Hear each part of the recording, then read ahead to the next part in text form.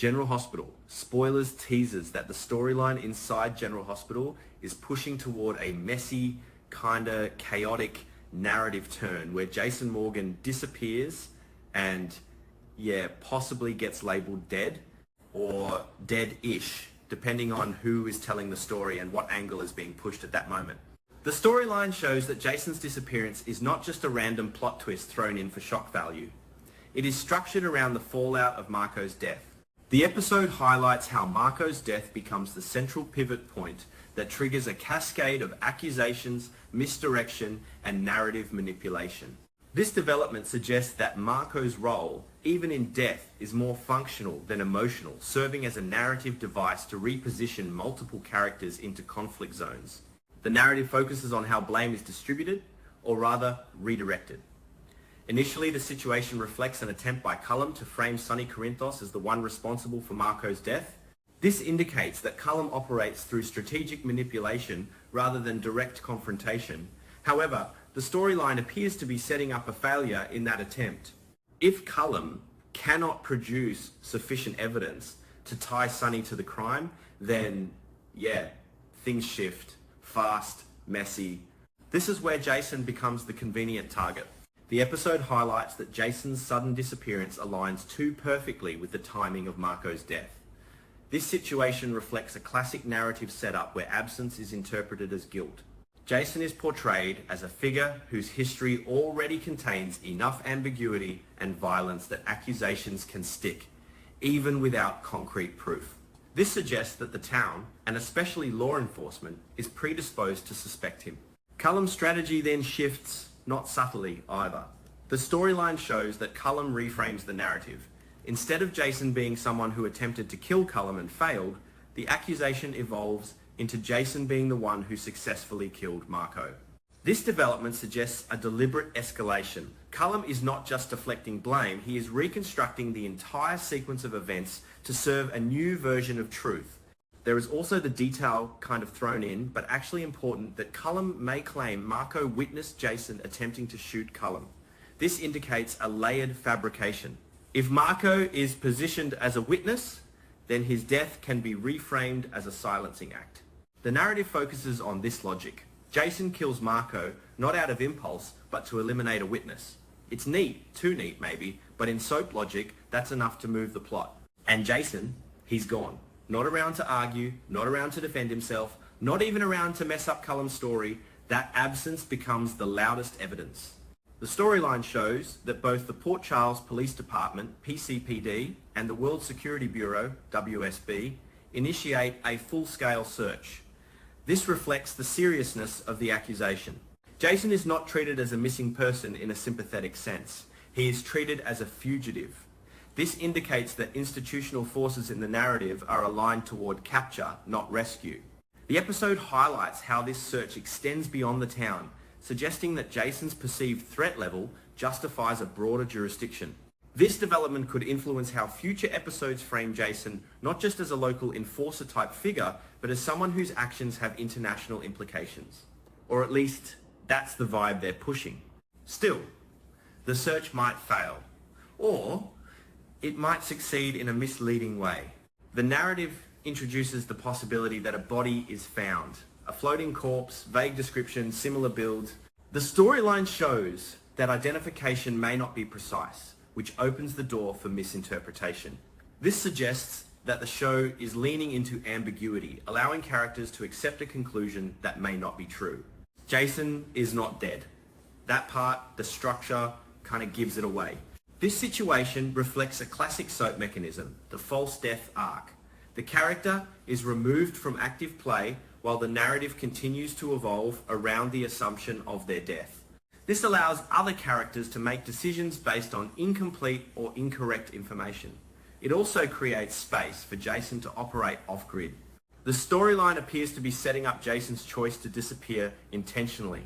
This indicates that his absence is not purely reactive, it is strategic.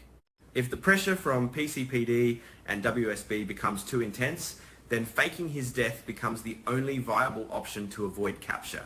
Not clean, not ideal, but workable. There is also the angle involving Sonny.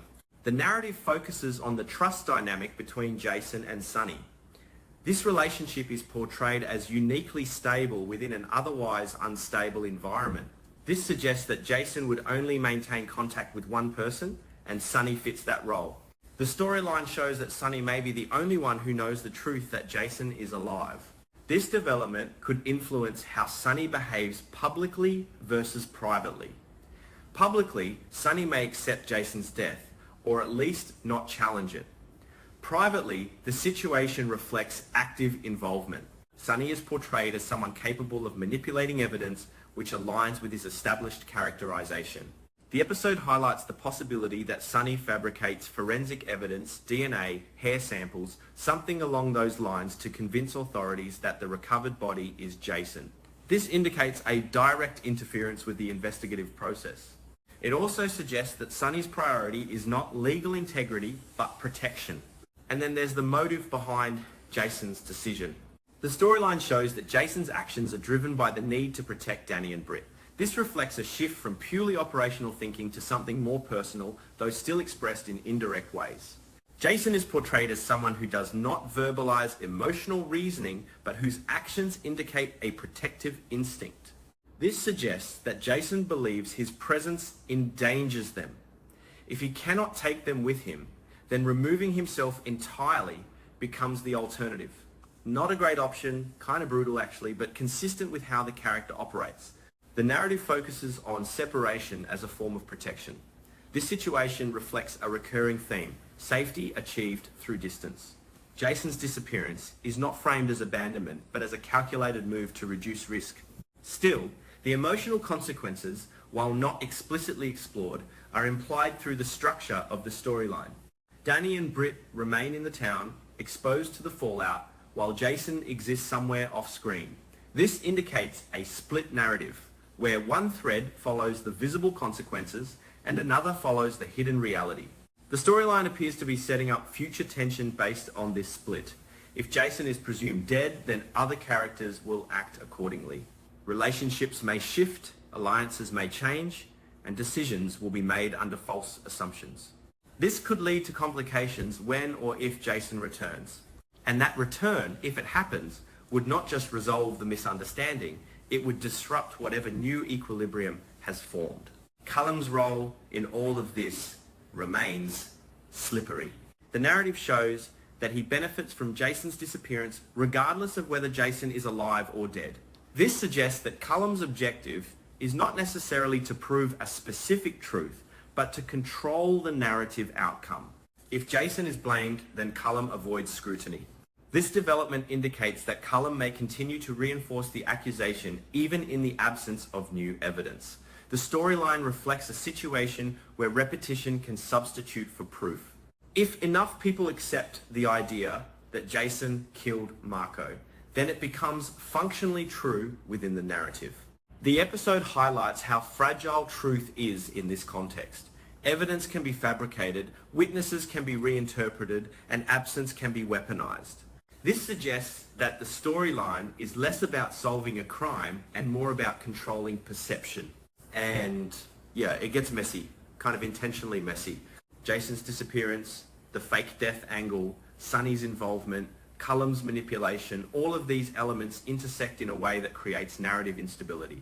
This instability allows the show to explore multiple directions without committing too early to a resolution. The storyline appears to be setting up a long-term arc rather than a quick payoff. Jason's status alive but presumed dead creates ongoing tension. It also allows for selective reveals. Not everyone needs to know the truth at the same time, which means the narrative can stretch the suspense. At the same time, the situation reflects a risk. If too many elements rely on coincidence or weak identification like the body in the river, then the plausibility of the storyline could be questioned. However, within the established tone of the series, this level of ambiguity is not unusual. So yeah, Jason disappears, maybe dies, not really. Cullum talks, shifts blame, builds a case out of fragments. Sunny steps in quietly, fixes things in his own way.